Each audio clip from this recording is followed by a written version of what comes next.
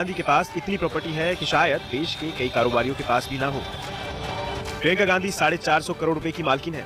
पिछले कुछ सालों में प्रियंका की संपत्ति में तेजी से उछाल आया है। प्रियंका की कमाई सालाना 30% की दर से बढ़ी है। प्रियंका गांधी सालाना औसतन 33 करोड़ रुपए की कमाई करती हैं।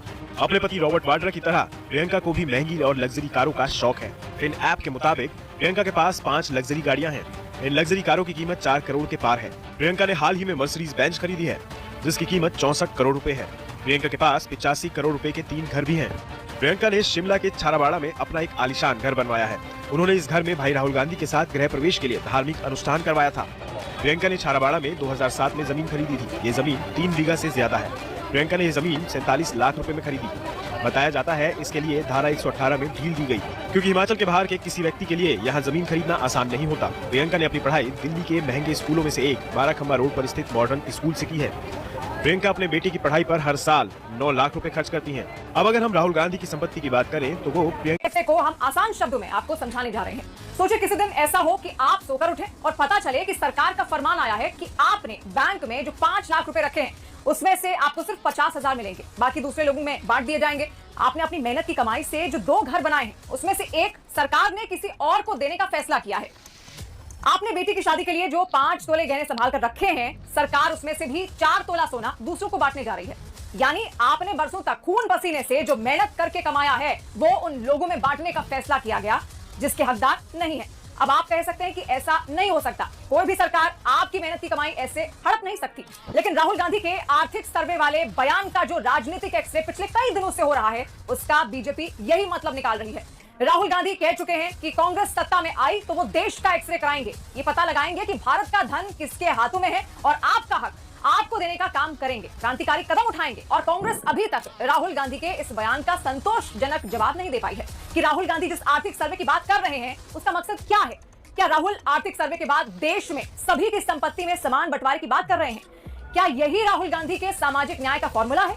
क्या वैध सर्वे के जरिए राहुल ये चाहते हैं कि देश में बड़े से बड़े उद्योगपति और गरीब से गरीब मजदूर की आर्थिक स्थिति एक जैसी हो जाए? देश का एक्सरे कर देंगे, दूध का दूध, पानी का पानी हो जाएगा। रॉबर्ट वडेरा जी ने 2007 से 2010 के बीच में 3 सालों के अंदर केवल 50 लाख रुपए से 300 करोड़ रुपए की प्रॉपर्टीज खरीदी हैं। उनको डीएलएफ ने 65 करोड़ रुपए का अनसिक्योर्ड इंटरेस्ट फ्री लोन दिया। क्यों दिया? डीएलएफ को इससे क्या फायदा हुआ?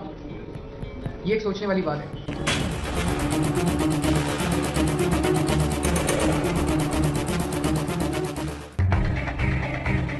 सोनिया गांधी के दामाद और 10 जनपद की तरफ उठे आरोपों का जवाब देने के लिए कांग्रेसी नेताओं और मंत्रियों की फौज ने फौरन पोजीशन ले ली। आप भी देखिए कांग्रेस की जवाबी फायरिंग की एक झलक।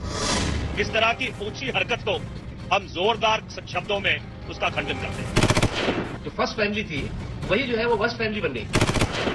मीडिया के सामने बेबुनियाद इल्जाम लगाने से कोई फर्क नहीं पड़ने वाला है। एक तरह से राष्ट्रीय दामाद हो गए हैं। लोन लेना क्या बुरा है? आप भी लोन लेते हैं, मैं भी लोन लेती हूँ। ये मुद्दा सामने आया है तो सरकार को इसकी जांच तो जरूर करना चाहिए। रॉबर्ट वाड्रा का साबित नहीं हो रहा कि उन्होंने डीएलएफ को 1 रुपए का भी कोई फायदा कराया।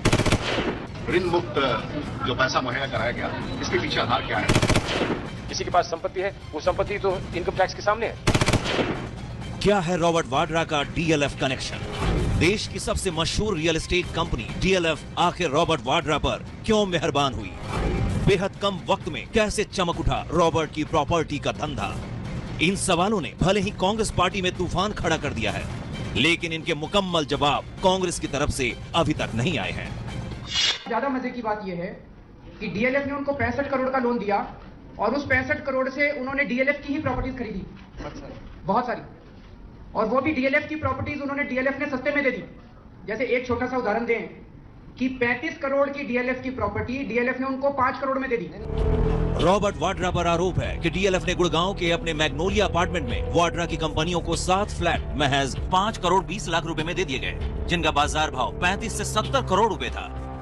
ऐसे ही अरालियाज अपार्टमेंट में एक पेंट हाउस 89 लाख में दिया गया, जिसकी कीमत 25 करोड़ रुपए थी। दिल्ली में डीएलएफ के हिल्टन गार्डन होटल की 50% हिस्सेदारी भी वाड्रा को सिर्फ 32 करोड़ रुपए में मिली। जिसकी कीमत 150 करोड़ रुपए थी। पहले तो 65 करोड़ दे दिए और फिर कहा कि इन 65 करोड़ से तुम हमारी प्रॉपर्टी खरीद लो, और वो अपनी प्रॉपर्टी उन्होंने इतने सस्ते में दे दी कि 35 करोड़ की प्रॉपर्टी 5 करोड़ में दे दी। तो इसमें डीएलएफ को क्या फायदा हुआ? डीएलएफ ने ऐसा क्या किया? रॉबर्ट वधेरा ने डीएलएफ को क्या फायदा पहुंचाया? ये कई सारे प्रश्न हैं।